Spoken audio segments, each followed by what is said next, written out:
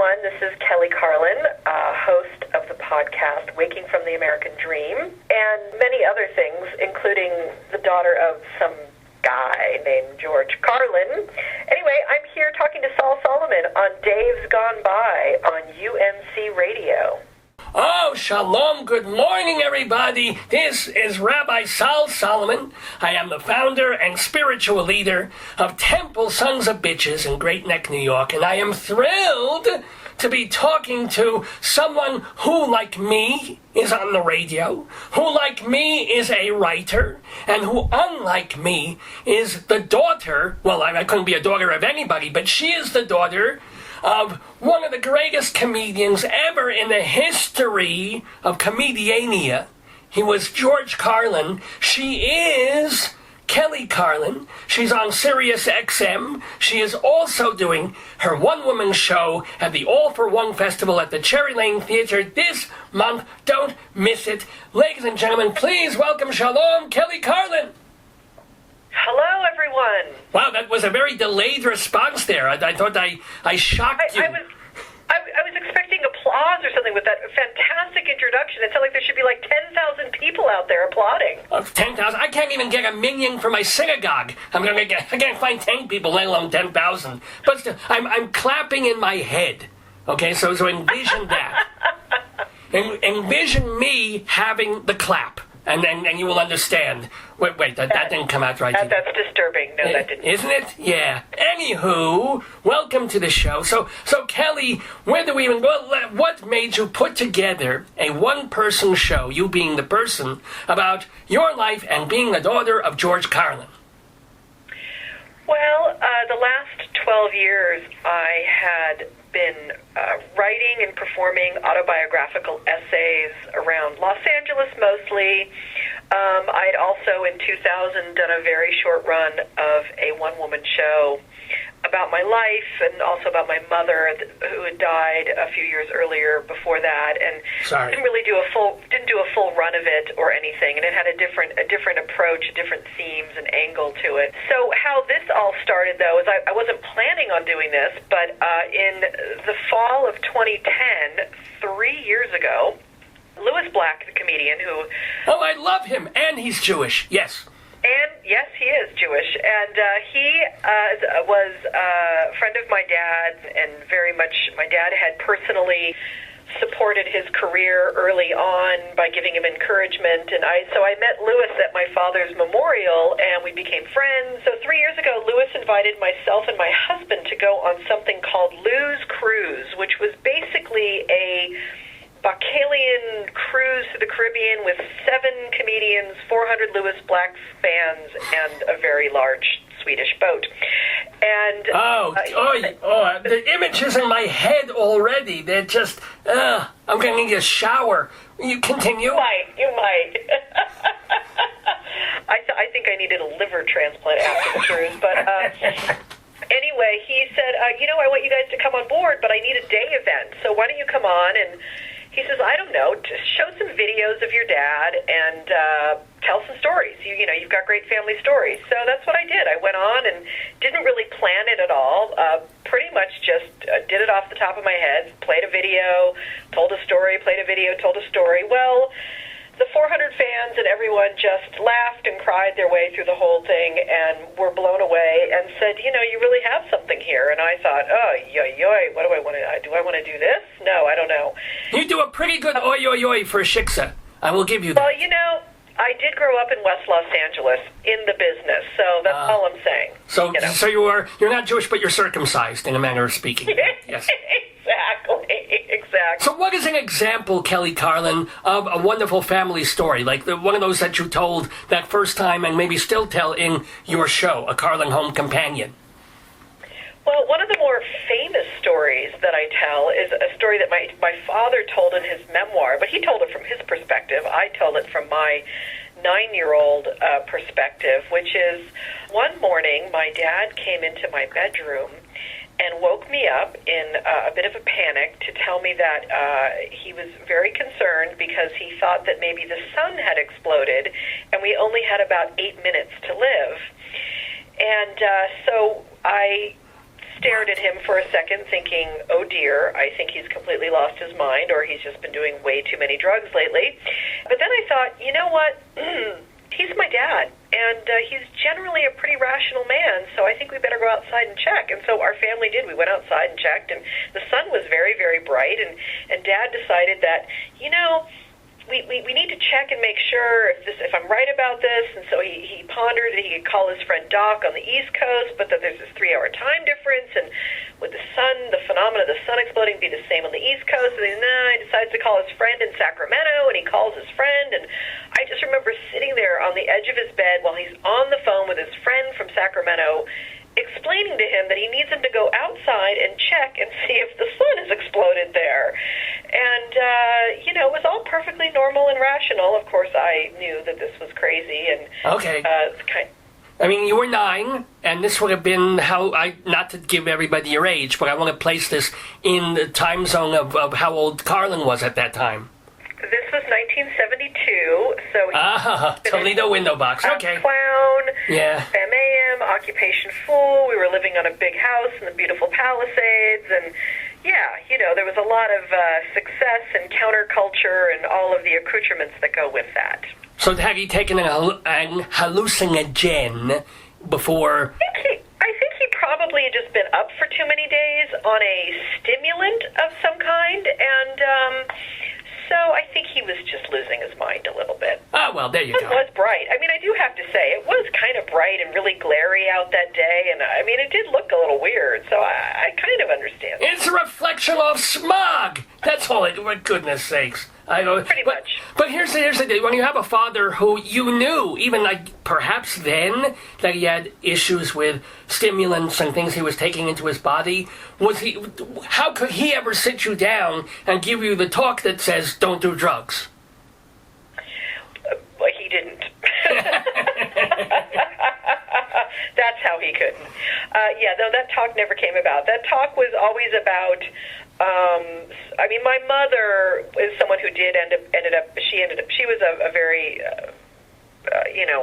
she had a crazy drinking problem, and she ended up getting sober when I was 12, and so there was sobriety in the household, and my dad ended up, doing a lot less drugs during my teen years too. But no, neither one of them could really had a leg to stand on with that, and so it was always about moderation and safety, and make sure you're not in a car and you're not going to crazy places and hanging out with dangerous people, and so I did a lot of smoking pot at home and stuff like that. Oh, there you go.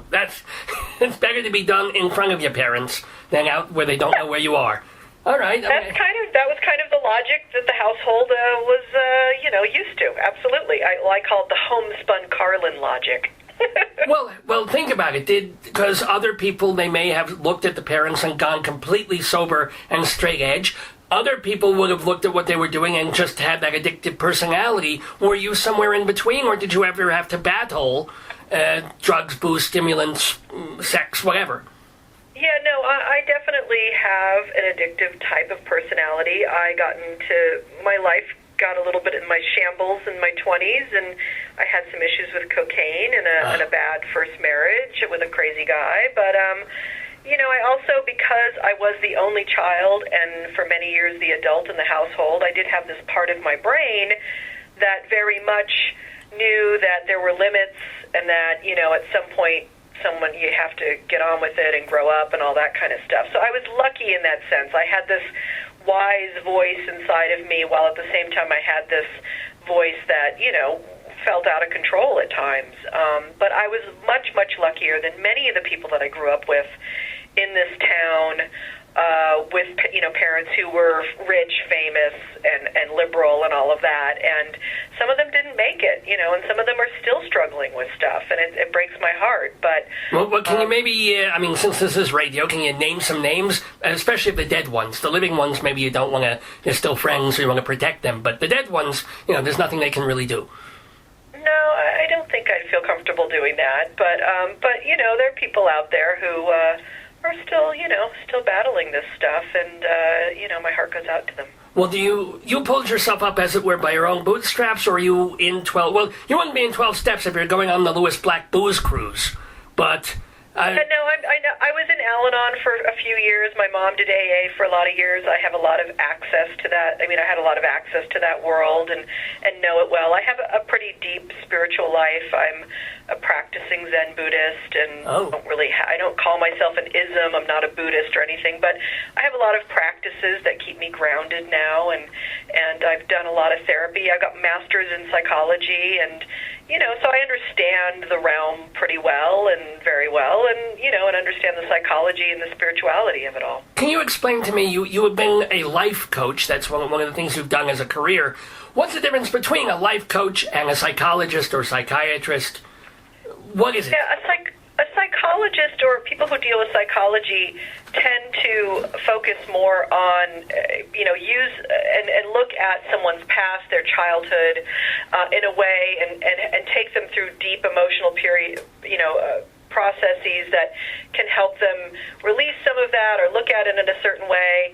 And it tends to be more about, what's going on in your psychology rather than your day-to-day. It's more of a low-functioning thing when you go to a psychologist. A coach, someone who's a coach, certainly understands aspects of that, and I'm lucky. I have my master's in psychology, so I understand a lot of that aspect. So I can work deep with my clients. But really, life coaching and coaching in general is focused on who you are today and where you want to get to. And yes, your training, your childhood training. I'm Rabbi Sol Solomon. I need to get to the bathroom. I know exactly where I'm going, yes? Exactly. Not always easy for me to get there in time, but still. Yes, right. Continue. Maybe you have some childhood issues about a fear of the bathroom or something. So of course I do. In your background, that we would just say, well, that's one way of thinking of it, and that's the way you've been kind of thinking about it your whole life. But what would it be like if you thought about it this way? And then there's some cognitive behavioral stuff. But it's much more about goal setting and creating structure in your life in order to do and be the person that you want to grow into. It's not so much about anxiety and depression, or it's not psychological, actual mental health issues you're dealing with. You're dealing with more of what are the things you really want to commit to, and what's keeping you from doing it. And you have applied these things, I assume, to your own life and career. Absolutely, 100%. So are you still doing life coach work, or now is all your work based in entertainment, the stage show, the radio, the blog, what? My podcast that I do, Waking from the American Dream, I talk a lot about my own creative process, about the journey of being a person. It's very much a kind of a spiritual-oriented show. I do speaking as an inspirational speaker. I do work one-on-one with some people. It's not something I'm doing this month in particular, but I do have that as something in my life. I'm very much passionate about people finding their passion, finding their bliss, following their creative urges. I've been someone lucky enough to be able to do that in my life, but I'm also someone who, for a few decades in my life, didn't know how to do that and was very stuck and had silenced my own voice. So I really understand both sides of that now, and I get a lot of joy in inspiring other people, motivating them, and helping them to connect to what they want to manifest, what they want to express. Well, that's what I feel like is my life purpose, and so I do that through all of my other work. I mean, I feel my solo show it really is about that. It's about both my father and myself finding our true voices.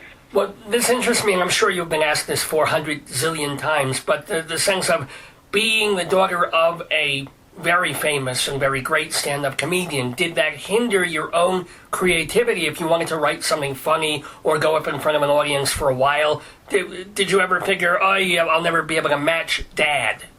Yes, 100%, yes. In my mind, the perfectionism level was so intense inside of my head that it felt to me that even if I did a little something and stretched out of my comfort zone and maybe, took a class or wrote a something or or, I never did stand-up, but, attempted something. It always felt in the end kind of empty because 10,000 people weren't cheering, for me in an auditorium. And so that kind of high bar, it was very stifling for me and really crushed me in many ways until I really could find my own way through that. It's and some people who grew up in that situation don't have that. They're able to find their way, and their parents are their parents over there, and then they're over there, and they're separate, and all of that. But that wasn't my struggle. My struggle was really about autonomy, finding my own sense of self, and it's something I struggle with even today. I mean, even doing this show, and every month, another month goes by, I find more and more an ease within myself, an understanding of what this show is really about for me. Well, what is, if you were to put it in a sentence, you loved your dad, you are comfortable with him, and you are now comfortable in your own voice as a writer and to an extent a performer. So what is the show really about for you? The show is really about, there's a couple of different things. One of which is growing up as an adult child of an alcoholic in that kind of dysfunctional family, which, a good 99% of us grew up in some form of dysfunction. I know it well. Right. Well, except for you, of course. But there's a sense of invisibility and a muteness. There's a silence that comes with that role, and you have to pretend that everything's okay, and you don't get to tell the true story of your life as you're living it. And so, on one page here, part of doing this show is just a real personal healing for me because I get to finally stand up and speak my story. And because I'm a Carlin and I got this crazy DNA and I like to be in front of people and I'm a communicator, I like to do it in front of a room full of perfect strangers. So that's the strangeness that I have. The other piece of this show is that, my father grew up wanting to be someone like Danny Kaye, and I talk about it in the show, and that Danny Kaye was a big inspiration for him. And then my father's path and career and his own personal life and his artistic journey took him in a very different direction in some ways than Danny Kaye. And he became this voice of a generation. He became this truth speaker, and he became this man who brought the sledgehammer of truth to our culture, and he played this very different role. And so he had to let go. He was always shedding and evolving himself and letting go of who he just was in order to become the next version of himself. He was this blossoming figure in his artistic life decade after decade. And I feel very much like that is my path too. Even though it doesn't look like his and it wasn't done on a stage and on public and with my art at this point, but I, too, have had to figure out, what do I need to let go of? Who am I really? What's the truth of me now? And what do I need to step forward into this uncharted territory in order to claim really who I am? And so there's this parallel path between the two of us. And then on the third piece of this show is that when my dad died, his fans were so absolutely incredible to me. And the comedians in the comedy world have been so incredible. I didn't know any comedians before my dad died, and now I have a family of them, and his fans have come to me and shared their love of him and how much they miss him. And then they've gotten to know me through my work, my Twitter, all of that, and they've become part of my family. My dad used to go around the country every 18 to 24 months and do his new thing. He'd have his next HBO show ready and lined up, or he'd be working on it or whatever, but he'd go to these towns and these cities, and people would wait around for 2 years for him to come around, and it really meant something to them. And in some ways, I wanted to give the gift of this show to them, and I, too, want to travel the country on a national tour and go to all the markets and all the cities and all the towns that he went to and give them a chance to, in some ways, say goodbye to him and get a fuller picture of him and see more of George Carlin and get to ride the ride of his life with me. So far, it's been an incredible, fulfilling experience. It's just been so wonderful. I feel so blessed and so great. Well, which just means you haven't been to Secaucus, New Jersey yet. Well, At that point, it all goes downhill. And Peoria, other places, yeah. For now, New York, sure. Yeah, New York is fine. But let me ask a couple of things. First of all, are you the keeper of the Carlin flame in the sense that who is making sure that his old CDs stay in print or on iTunes, that there's Carlin merchandise, or is that you, or who deals with that? It's myself and my father's business partner for 30 years, Jerry Hamza, and he and I are the keepers of his legacy and protectors of it, and are the ones who decide what goes out and what doesn't, and when and where. And how much of that takes your time, and how much are you able to devote to your blog, your show, your other writing, what else you do? Yeah, I don't spend a lot of time on my dad's stuff. I'm lucky I have Jerry as a partner. He manages the business side of it. Spend enough time on it to know that it's important and keep it moving forward, but it's not like my life is dedicated to it. I really have, my life is about my work and spending time and hours creating my stuff and doing that, moving forward. But keeping the George Carlin legacy and that flame lit is very important to me, because I'm very proud of his work and proud of his legacy. I mean, the amazing thing that's happened in the last 5 years since he died is that, the internet has exploded, and Twitter and Facebook, and he's on Netflix, and he's on YouTube, and so I get notes from people all over the planet: Pakistan, Iran, Australia, India, Russia, who are discovering him for the first time and finding him and loving him and being inspired by his truth. And that is very, very exciting. And I know my dad would get a real kick out of that. What's another cool story you tell either in the show or in your older shows about growing up in the Carlin household?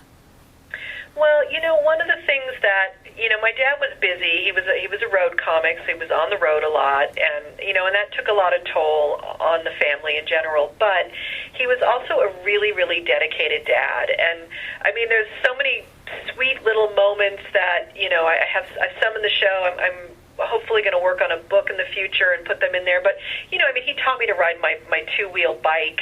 He always there was always these teaching moments. I remember we moved down to Venice Beach here in LA, and when we moved out, it was 1971. It was a very tough neighborhood, bikers and hippies and freaks and all of that. And my dad, I was 8 years old when we moved there, and I was just this little pumpkin of a kid. And my dad, the first week we were there, taught me how to walk down the street like a New Yorker, so that no one would screw with me. Like he taught me how to walk with the stare and with purpose.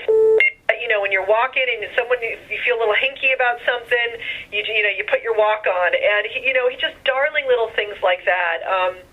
When another story I tell in the show is when I went on the road with him in 1972, my mom and I in the summer, and we went to Kent State. Oh my God! My dad took me to the memorial for where those college kids had been, shot down by the National Guard, and he told me the story of what had happened, and he really wanted me to understand as much as I could about what's going on in the world, and it was scary for me. I didn't really, that kind of scared me a bit, that whole thing, because it's like, wait a minute, people in the government are shooting college kids, but as well they should sometimes. Trying to let me know that there's people trying to speak the truth in the world, and there's always going to be people who's going to try to shut you down.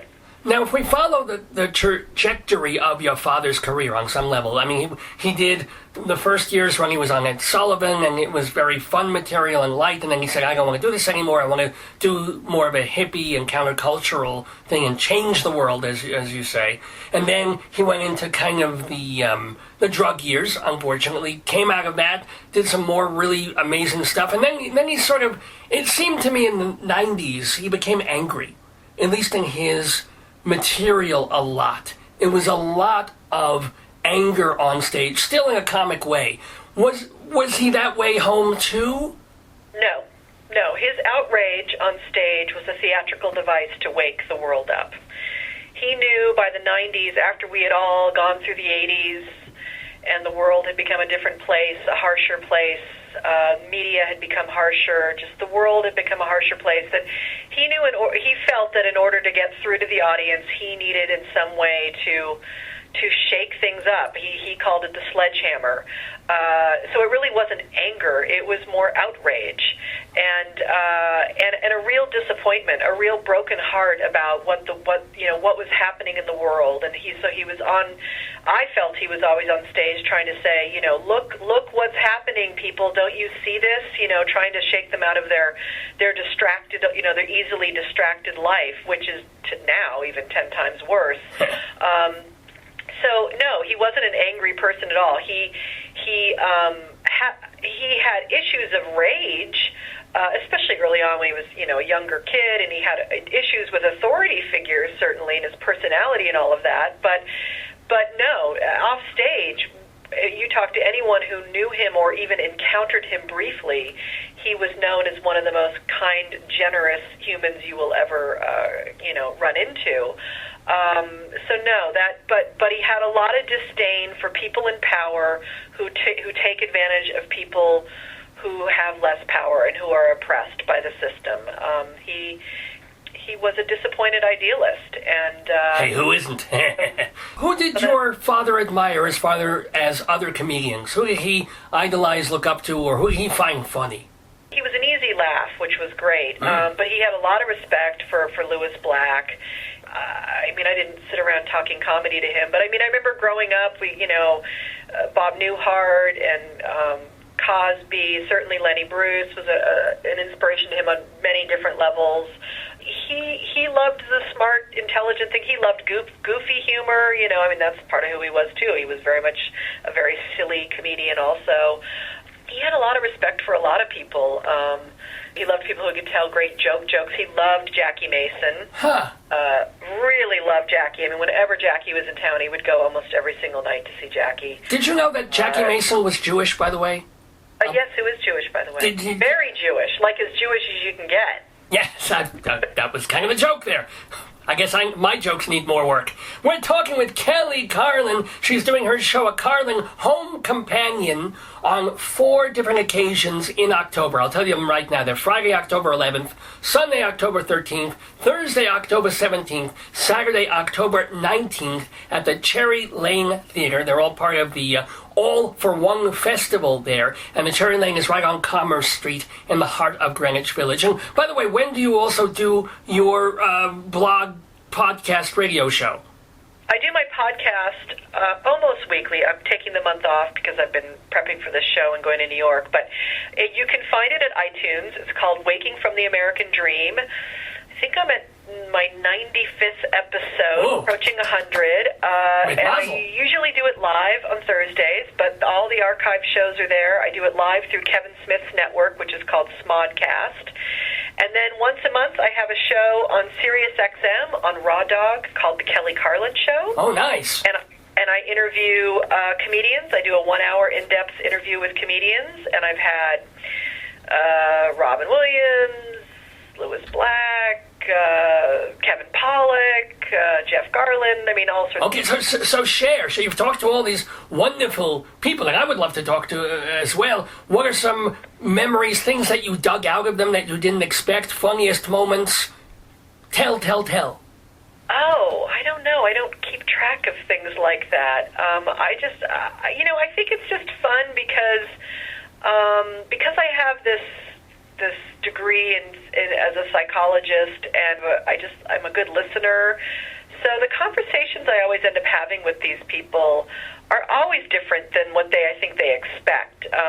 There's this kind of general interview that people have, and then I go in there and I really listen in the moment, and I do my homework and all of that, but I rarely even refer to it once we get going. And we usually have a good laugh, but things get deep. And I know with Jay Moore, every time I talk to Jay Moore, he and I end up talking about death and the afterlife, no matter what we're talking about. So that's always strange.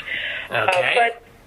But yeah, I really enjoy, and I think it's fun for them. They feel comfortable around me. They feel safe around me. They know I'm not going to, because of who I am and how I grew up and my dad, that I'm not going to kind of take them in some sort of weird direction. So it's just a really great conversation, and I'm honored to have them. It's fun. It's fun for me. Well, having spoken now to a bunch of these comedians, can you make any, I won't say generic statements, but are there things that they all have in common that you've noticed? Is there a certain personality type thing that comedians have?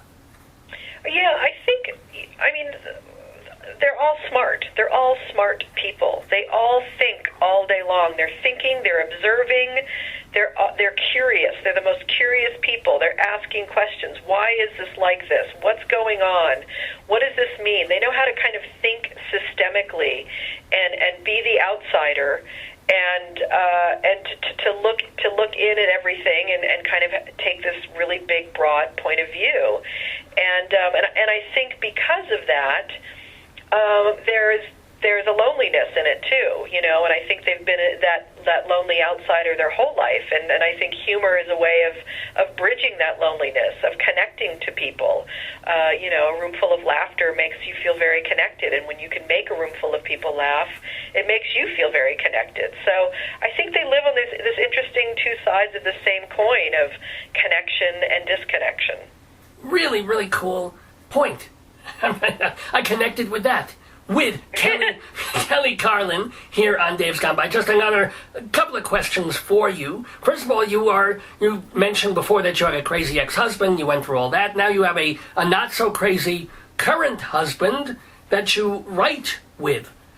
How does that work out? Is it easy to share with another person? Working together? Is it tough to be in the same business? What? Yeah, he is a director and a director of photography, and that's mostly what he does. But about 10 years ago, we did some writing together, and or actually about 15 years ago. We haven't done it a lot lately, but he is great to write with because we both bring our own gifts and talent to the situation. We wrote some screenplays together and some TV show stuff, and he just has one gift of kind of the overall storyline and the plotting and what needs to happen next, and I'm always connecting to the emotional truth of the character through dialogue and stuff like that. So we bring these things together, and we work really, really well together and have a lot of fun with it. So, and by the way, his name anything in a long time now. His name is Robert McCall, and your full name is Kelly Carlin McCall, but for stage reasons, you go by Kelly Carlin. Yeah, I go by Kelly Carlin. My legal name is